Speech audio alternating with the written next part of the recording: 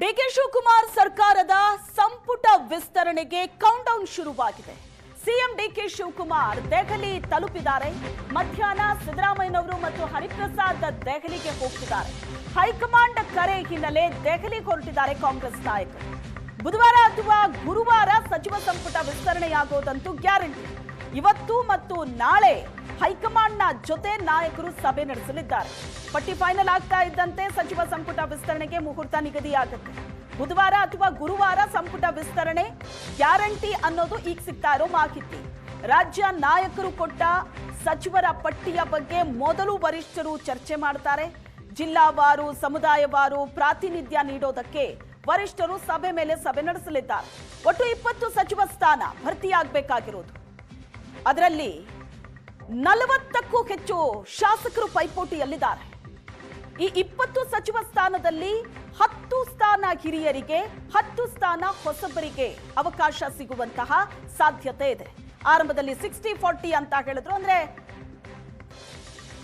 ಒಂದು 12ರಿಂದ 13 ಸ್ಥಾನ ಹೊಸಬರಿಗೆ, ಉಳಿದ 7ರಿಂದ 8 ಸ್ಥಾನ ಹಿರಿಯರಿಗೆ ಅಂತ. ಅದಾದ ನಂತರ ಈಗ 50-50 ಬಂದು ನಿಂತಿದೆ. ಅಂದ್ರೆ 20 ಸ್ಥಾನದಲ್ಲಿ 10 ಹಿರಿಯರಿಗೆ, 10 ಹೊಸಬರಿಗೆ, ಹೊಸ ಮುಖಗಳಿಗೆ ಅವಕಾಶ ಸಿಗುವಂತ ಸಾಧ್ಯತೆ ಇದೆ ಅಂತ. ಇವತ್ತು ಮತ್ತು ನಾಳೆ ಬ್ಯಾಕ್ ಟು ಬ್ಯಾಕ್ ಸಭೆ ಇದೆ. ಡಿಕೆ ಶಿವಕುಮಾರ್ ಸರ್ಕಾರದ 2ನೇ ಹಂತದ ಸಂಪುಟ ವಿಸ್ತರಣೆ. ಇರೋ 20 ಸಚಿವ ಸ್ಥಾನದಲ್ಲಿ ಪೈಪೋಟಿಯಂತೂ ಭರ್ಜರಿಯಾಗಿ ನಡೀತಾ ಇದೆ. ಅದರಲ್ಲಿ ಈ ಹಿಂದೆ ಸಿದ್ದರಾಮಯ್ಯನವರ ಸಂಪುಟದಲ್ಲಿ ಮಂತ್ರಿಯಾಗಿದ್ದವರು ಕೂಡ ಪೈಪೋಟಿಯಲ್ಲಿದ್ದಾರೆ. ಮತ್ತೊಂದು ಕಡೆ ಈ ಬಾರಿ ಕಾಂಗ್ರೆಸ್ ಅಧಿಕಾರಕ್ಕೆ ಬಂದ ನಂತರ ತಮಗೆ ಅವಕಾಶ ಸಿಕ್ಕಿಲ್ಲ ಅಂತ ಹೇಳೋ ಹಿರಿಯ ಶಾಸಕರ ಪಟ್ಟಿ ಕೂಡ ಬೇರೆನೇ ಇದೆ. ಹೊಸಬರು ಕೂಡ ಪ್ರಯತ್ನ ಪಡ್ತಿದ್ದಾರೆ. ಸಮುದಾಯವಾರು ಪ್ರಯತ್ನ ಪಡ್ತಾ ಇದ್ದಾರೆ. ಪ್ರಾಂತ್ಯವಾರು ಪ್ರಯತ್ನವನ್ನ ಪಡ್ತಿದ್ದಾರೆ.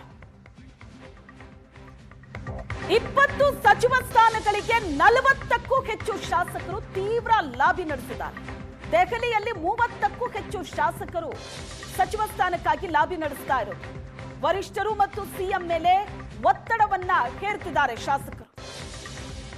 ಆ ಕಡೆ ಹೈಕಮಾಂಡ್ ಮೇಲೂ ಒತ್ತಡ ಹಾಕ್ತಿದ್ದಾರೆ, ಈ ಕಡೆ ಮುಖ್ಯಮಂತ್ರಿಗಳ ಮೇಲೂ ಕೂಡ ಒತ್ತಡವನ್ನ ಹಾಕ್ತಾ ಇದ್ದಾರೆ. ಒಟ್ಟಾಗಿ ಪ್ರಯತ್ನ ಮುಂದುವರೆಸಿದ್ದಾರೆ. ಖಾತೆ ಬಗ್ಗೆ ಅಸಮಾಧಾನ ಇರೋ ಸಚಿವರು ಕೂಡ ದೆಹಲಿಯತ್ತ ಪ್ರಯಾಣ ಬೆಳೆಸಿದ್ದಾರೆ. ಸಚಿವ ಮುನಿಯಪ್ಪ ಅವರು, ಕೃಷ್ಣ ಬೈರೇಗೌಡ, ಈಶ್ವರ್ ಖಂಡ್ರೆ ದೆಹಲಿಯತ್ತ ಹೈಕಮಾಂಡ್ ಮುಂದೆ ಖಾತೆ ಬದಲಾವಣೆಯ ಬಗ್ಗೆ ಮಾತಾಡಲಿದ್ದಾರೆ. ಬೆಂಬಲಿಗರ ಸ್ಥಾನಕ್ಕೆ ಲಾಬಿ ನಡೆಸಲಿದ್ದಾರೆ. ಮಂತ್ರಿಗಿರಿಗಾಗಿ ದೆಹಲಿಯಲ್ಲಿ ನಡೀತಾ ಇರುವಂತ ಕಸರತ್ತಿದು. 20 ಸಚಿವ ಸ್ಥಾನಕ್ಕೆ 40ಕ್ಕೂ ಹೆಚ್ಚು ಶಾಸಕರು ತೀವ್ರ ಪೈಪೋಟಿ ನಡೆಸಿದ್ದಾರೆ.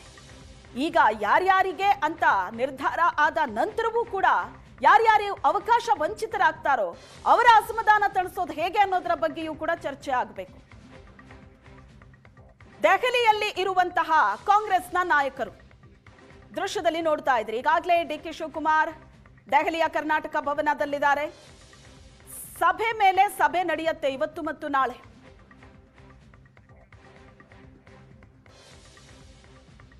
ಒಂದು ಸಚಿವ ಸ್ಥಾನಕ್ಕಾಗಿ ಪೈಪೋಟಿ ನಡೆಸ್ತಾ ಇರೋರು ದೆಹಲಿ ತಲುಪಿದ್ದಾರೆ. ಮತ್ತೊಂದು ಖಾತೆ ಬಗ್ಗೆ ಅಪಸ್ವರ ಇರುವಂತಹ ಸಚಿವರು ಕೂಡ ಈಗ ದೆಹಲಿಯಲ್ಲಿದ್ದಾರೆ. ಬಹುತೇಕ ಬುಧವಾರ ಅಥವಾ ಗುರುವಾರ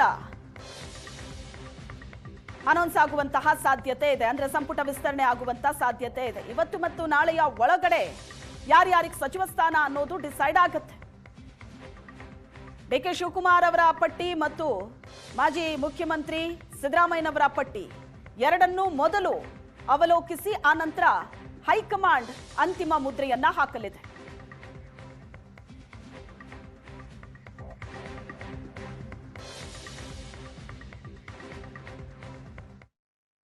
ಅದು ಅವರು ಏನು ಬೇಕು ಅಂತ ತಡ ಮಾಡ್ತಾ ಇಲ್ಲ. ಅನಿರೀಕ್ಷಿತವಾಗಿ 4-5 ಸಂದರ್ಭದಲ್ಲಿ ಇದಾಯಿತು. ಕಳೆದ ಸಾರಿ ಆಗೋಗೋದು ಪ್ರೊಟೆಸ್ಟ್ ಬಂದು ಉತ್ತಮವಾದಂಥ ಮಾರ್ಗದರ್ಶನವನ್ನು ಕಂಡುಹಿಡಿತಕ್ಕಂಥದ್ದು, ಕಾನೂನು ಮಾಡ್ತಕ್ಕಂಥದ್ದು ಅವಶ್ಯಕತೆ ಇದೆ. ಅದನ್ನು ಮಾಡಲಿಕ್ಕೆ ಹೋರಾಟವನ್ನು ಸದನದಲ್ಲಿ ಮಾಡ್ತಾರೆ. ನಾವು ಖಾತೆ ಗೀತೆ ಏನು ಕೇಳಿಲ್ಲ ಸ್ವಾಮಿ, ಖಾತೆ ಗೀತೆ ಕೇಳಿಲ್ಲ. ಅಲ್ಲಿ ಅದು ಏನೂ ಸಿದ್ಧತೆ ಇಲ್ಲ. ಯಾವುದು ಮಕ್ಕಳು ಹುಡ್ತಲ್ಲೇ ಕೂವಲಿ ಹೊಲ್ಸೋಕ್ಕಾಗುತ್ತಾ? ಅದಾದಮೇಲೆ ಎಲ್ಲ ಮಾಡೋದು. ಯಾವಾಗ ಸನ್ಮಾನ್ಯ ಶಿವಕುಮಾರ್ ಅವರು ಈ ರಾಜ್ಯದ ಮುಖ್ಯಮಂತ್ರಿಗಳಾದ ಮೇಲೆ ಅವ್ರ ಜೊತೆನೇ ಸಂಪೂರ್ಣ ನಮ್ಮ ಸಂಪುಟ ರಚನೆ ಆಗಬೇಕು ಅನ್ನೋ ವಿಚಾರವನ್ನು, ಯಾಕಂದರೆ ಅಭಿವೃದ್ಧಿ ದೃಷ್ಟಿಯಿಂದ ಎಲ್ಲ ಇಲಾಖೆಯಲ್ಲಿ ಜವಾಬ್ದಾರಿತ ಸಚಿವರಿದ್ದರೆ ಅಭಿವೃದ್ಧಿ ಮಾಡಲಿಕ್ಕೆ ಸಾಧ್ಯ ಇತ್ತು ಅನ್ನೋ ವಿಚಾರದಲ್ಲಿ ಆದಷ್ಟು ಬೇಗ ಸಂಪುಟ ರಚನೆ ಆದರೆ ಒಳ್ಳೆಯದನ್ನು ನಮ್ಮ ಭಾವನೆ. ನಾನು ಡೆಲ್ಲಿಗೆ ಹೋಗುವಂತ ಇವತ್ತು ಹೊರಟಿದ್ದೀನಿ. ಈಗಾಗಲೇ ಮುಖ್ಯಮಂತ್ರಿಗಳು ಹೇಳಿದ್ದಾರೆ, ಈ ವಾರದಲ್ಲಿ ಮಂತ್ರಿಮಂಡಲ ವಿಸ್ತರಣೆ ಆಗತ್ತೆ ಅಂತ ಮಾತನ್ನು ಹೇಳಿದ್ದಾರೆ. ಅಂತಿಮವಾಗಿ ಹೈಕಮಾಂಡ್, ಮುಖ್ಯಮಂತ್ರಿಗಳು ಅದು ಹಿರಿಯ ಮುಖಂಡರು ತೀರ್ಮಾನ ತಗೊಳ್ತಾರೆ ಯಾವಾಗ ಸಂಪುಟ ಸಚಿವ ಸಂಪುಟ ವಿಸ್ತರಣೆಯ ಮಧ್ಯೆ ತೇಲಿ ಬಂತು ಡಿಸಿಎಂ ಕೂಗು. ಡಿಕೆ ಶಿವಕುಮಾರ್ ಸಂಪುಟದಲ್ಲಿ ಇನ್ನೂ 2 ಡಿಸಿಎಂ ಸ್ಥಾನ ಸೃಷ್ಟಿಯಾಗುತ್ತಾ? ಹೈಕಮಾಂಡ್ ಮಟ್ಟದಲ್ಲಿ ತ್ರಿವಳಿ ಡಿಸಿಎಂ ಚರ್ಚೆ ನಡೆದಿದೆಯಂತೆ. ಈಗಾಗಲೇ ಡಿಕೆ ಶಿವಕುಮಾರ್ ಅವರ ಸಂಪುಟದಲ್ಲಿ ಪರಮೇಶ್ವರ್ ಅವರು ಡಿಸಿಎಂ ಆಗಿದ್ದಾರೆ. ಅವರ ಜೊತೆ ಲಿಂಗಾಯತ ಮತ್ತು ಅಹಿಂದ ನಾಯಕರಿಗೆ ಡಿಸಿಎಂ ಹುದ್ದೆ ಕೊಡೋದ್ರ ಬಗ್ಗೆ ಹೈಕಮಾಂಡ್ ಮಟ್ಟದಲ್ಲಿ ಚರ್ಚೆ ನಡೀತಾ ಇದೆ ಅನ್ನೋ ಮಾಹಿತಿ ಸಿಕ್ಕಿದೆ. ಸಾಮಾಜಿಕ ನ್ಯಾಯದ ಸಮೀಕರಣ, ಇನ್ನೂ 2 ಡಿಸಿಎಂ ಸೃಷ್ಟಿಯಾಗೋದು ಪಕ್ಕ ಅಂತಲೇ ಹೇಳಲಾಗ್ತಾ ಇದೆ. ಎಂಬಿ ಪಾಟೀಲ್, ಸತೀಶ್ ಜಾರಕಿಹೊಳಿಗೆ ಡಿಸಿಎಂ ಪಟ್ಟ ಸಿಗುತ್ತಾ? ಡಿಸಿಎಂ ಪಟ್ಟಕ್ಕೆ 2 ಹಿರಿಯ ನಾಯಕರ ಹೆಸರು ಪಟ್ಟಿಯಲ್ಲಿದೆ. ಈ ಬಗ್ಗೆ ಈಶ್ವರ್ ಖಂಡ್ರೆ ಅವರು ಮಾತಾಡಿದ್ದಾರೆ ನೋಡಿ. ಲಿಂಗಾಯತ ಸಮುದಾಯ ಪ್ರಬಲ ಸಮುದಾಯ ಇದೆ. ಕಾಂಗ್ರೆಸ್ ಪಕ್ಷಕ್ಕೆ 2023ರಲ್ಲಿ ಸಾಕಷ್ಟು ಸಮುದಾಯದವರು ನಮಗೆ ಬೆಂಬಲ ಕೊಟ್ಟಿದ್ದಾರೆ. ಸುಮಾರು 36 ಜನ ಶಾಸಕರು ಈ ಸಮುದಾಯದಿಂದ ಕಾಂಗ್ರೆಸ್ ಪಕ್ಷದಲ್ಲಿ ಶಾಸಕರಾಗಿ ಪ್ರತಿನಿಧಿಸ್ತಾ ಇದ್ದಾರೆ. ಹೀಗಾಗಿ ಇವತ್ತು ನಮ್ಮ ಸರ್ಕಾರ ಸರ್ವರಿಗೂ ಸಮಬಾಳು ಸಮಪಾಲು ಎನ್ನುವಂಥ ತತ್ವದಲ್ಲಿ ನಂಬಿಕೆ ಇಟ್ಕೊಂಡು ಎಲ್ಲ ಸಮುದಾಯದವರಿಗೆ ಪ್ರಾತಿನಿಧ್ಯ ಕೊಡುವಂಥ ಕೆಲಸವನ್ನು ಈಗಾಗಲೇ ಮಾಡಿದ್ದಾರೆ.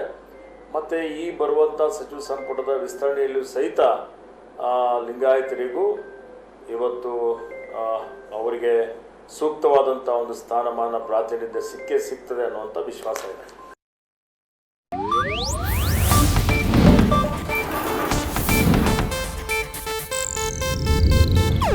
ಇದು ಏಷ್ಯಾನೆಟ್ ನ್ಯೂಸ್ ನೆಟ್ವರ್ಕ್ ಪ್ರಸ್ತುತಿ.